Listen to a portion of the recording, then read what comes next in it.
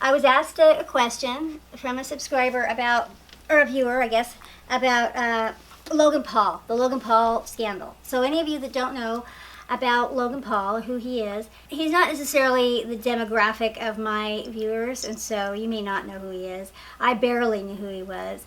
But my, and the only reason that I know anything about him was because I try to keep a little bit up to speed on what's going on YouTube, and I'd actually seen a piece that Dr. Phil did on him. What I knew about it was I knew that there was this 22-year-old kid who had gone. He was in Japan, YouTuber with like millions of subscribers, and I think, and he was going to do like a camp overnight in something called the Suicide Forest in Japan, and just trying to freak each other out and have a scary night, and it was going to be, he thought, really funny. And they just barely get into the Suicide Forest, and lo and behold, there's someone who's committed suicide right in front of him. Pretty sure this has never, hopefully, happened to anyone on YouTube ever. So the video that I watched, I assumed was the video that went on, was the video that was all the big controversy. But since I answered the question, I have come to realize that there was a lot more footage. Like what's available now on YouTube is a lot less than what was available when this first came out. So I saw what was available now. So he goes into this suicide forest, and there's someone who's committed suicide, and he's visibly freaked out. I mean, he doesn't take it lightly. He's just like, oh my God, I've never seen a dead body before. Oh my God, and so the piece that I saw. I really hate to say this. I think there's someone hanging right there. I'm not even f***ing kidding. Do you see it? I'm not even, this isn't a f***ing joke. That was basically it, and then it was over, and he was, shaken. It was a beautifully done video. I mean, it was like really beautifully done. Kind of a Casey Neistat style video, really, beautifully done. And basically this, I said, that it looked to me like he was shocked, he was stunned. He wasn't disrespectful. They left. Take into context, this person I was asking. Okay. I have a son. I would have a son that would be 22 right now if he was alive. He died a year and a half ago. It wasn't a suicide, but it was close. It was close. It was an accidental drug overdose. So I'm probably a pretty good person to ask the question. Another reason I'm a good person to ask the question is because when I was that age, actually I was 20, I lived in Asia for a year. I was in Korea. I was a student at Yonsei University in Korea. This was like, half my life ago. So, take that. I don't know what it's like in Seoul, Korea today, right now. But when I was there 20-some years ago, this was the case. And so, they would say things to me like, you can't be American because you're not loud, and you're not, like they had these opinions of Americans that were so flattering. And sometimes it had to do because, sometimes Americans can be obnoxious travelers. So, of course, now I've seen videos of this guy and being an obnoxious American in Asia, and it's embarrassing to me. It's embarrassing to me on a lot of levels. I know a lot of YouTubers, a lot of YouTubers are offended that he's making YouTubers look bad. I have different objectives for being here. But I do identify as an American traveler who plans to, I am probably really looking seriously at leaving this country soon and living as an expatriate in another country. I don't feel like I want to demonize this kid. I did, even when I originally gave my original answer, I did qualify it. I did to say, now there's a bunch of stuff that I don't know, there's a bunch of backstory.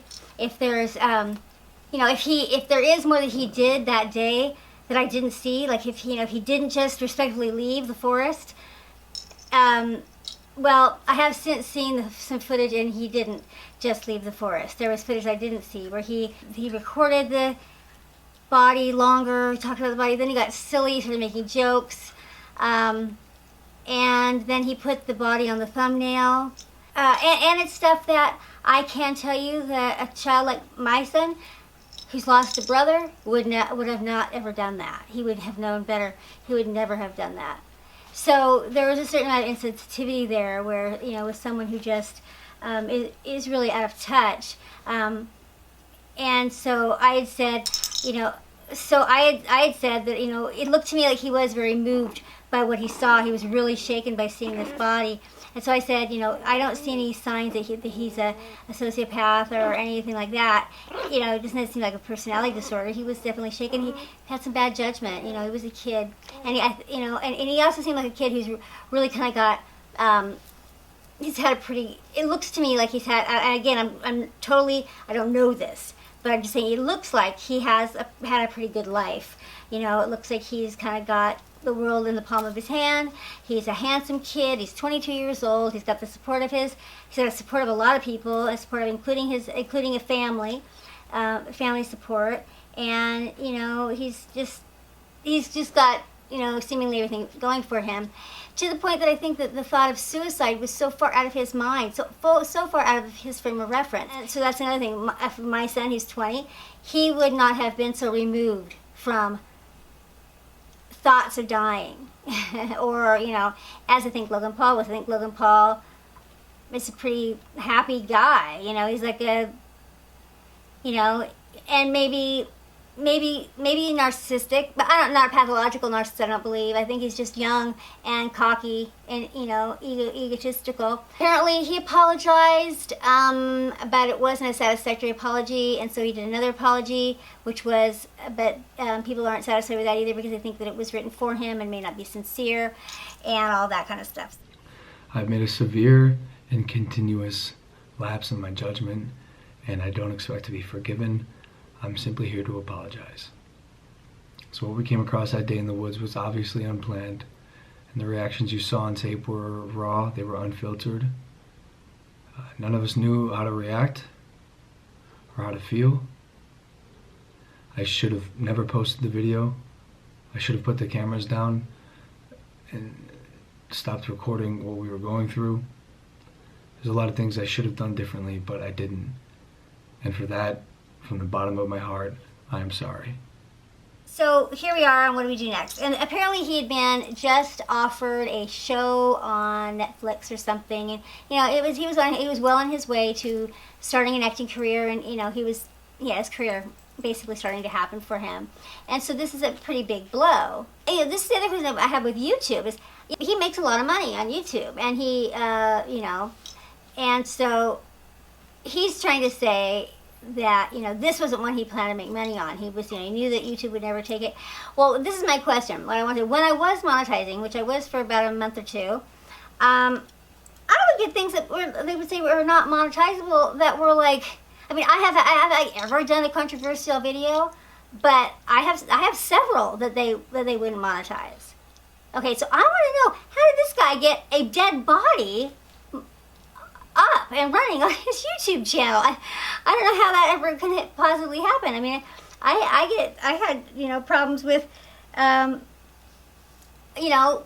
don't even know. I have a handful of videos. I have a handful of videos that are up on my channel right now that they said are not monetizable videos, and I just so I think it's really interesting that I do wonder, where was YouTube? Why didn't YouTube step in? And he is 22, which is really, that human brain, and I'm not trying to make excuses for him, and like I said, I was a 20-year-old in Asia who handled myself just fine. Girls to mature faster than the boys, but the boys were handling themselves just fine too. The boys in the exchange student program, so I'm not trying to make excuses for him, but it is true that the human brain, especially in boys, is not fully mature until about 25 years old. So, he is a man baby right now. He just is. And I have my kids, both of them. This is one of the tragedies with my son dying, is that he was still a man baby. He wasn't mature yet, and it was going to get better, And so he made a permanent solution to a temporary problem, and that's tragedy. But anyway, so left to his own devices, a 22-year-old with a lot of money, who can do, and a lot of power, who can do anything, and has a lot of yes men and yes women around him, is going to make mistakes. and he's going to make public mistakes, you know, because he does everything in front of a camera. And so, you know, I think that if we got to be a little bit forgiving. We can't hold him entirely responsible for the whole thing, because he was a YouTuber. You know, YouTube should have brought in their legal team or done something to advise him or something. You know, I think that, you know, YouTube is taking their cut. That the very least they should do is, you know, is manage the content a little bit.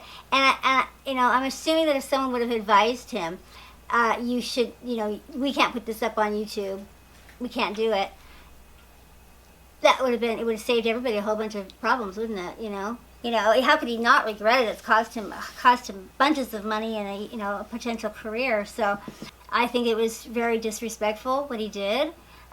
Disrespectful that he would be acting obnoxious in another country. Disrespectful that someone died.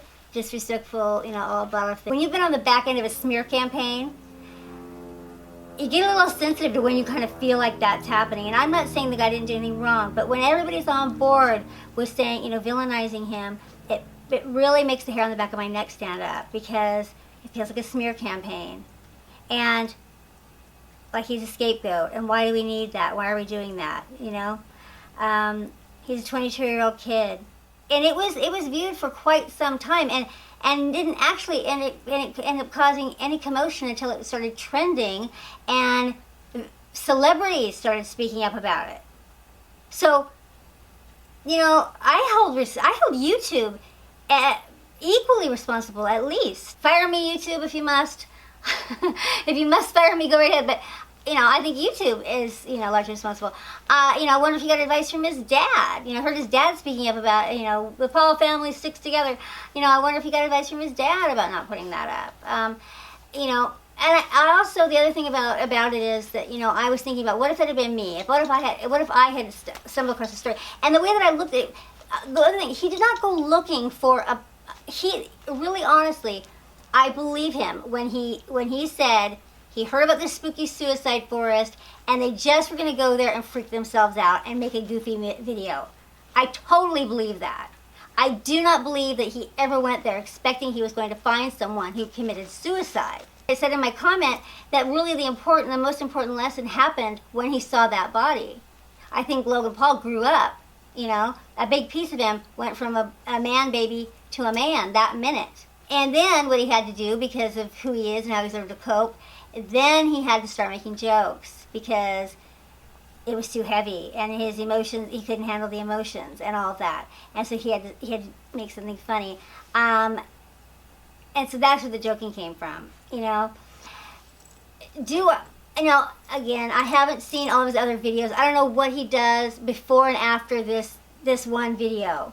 So if he turns out to be a complete and utter jerk, then, you know, that's totally different. But based on this one video, and assuming that he's not a total jerk in all of his other videos, just assuming that he's just got a regular vlog and does something, you know, interesting like anybody else, like some of the BMX guys my son watches, or Casey Neistat, or, you know, he does something. He looks like he's got some pretty good skills for editing, and you know, makes beautiful videos, it looks like, and he seems to, you know, really love it. And so if you are a YouTuber, you can appreciate that, because, you know, his video had like really great quality and great music and great, you know, he put a lot of effort into the video for sure. He had a lot of production quality that went way above and beyond what a YouTuber like me is doing, you know.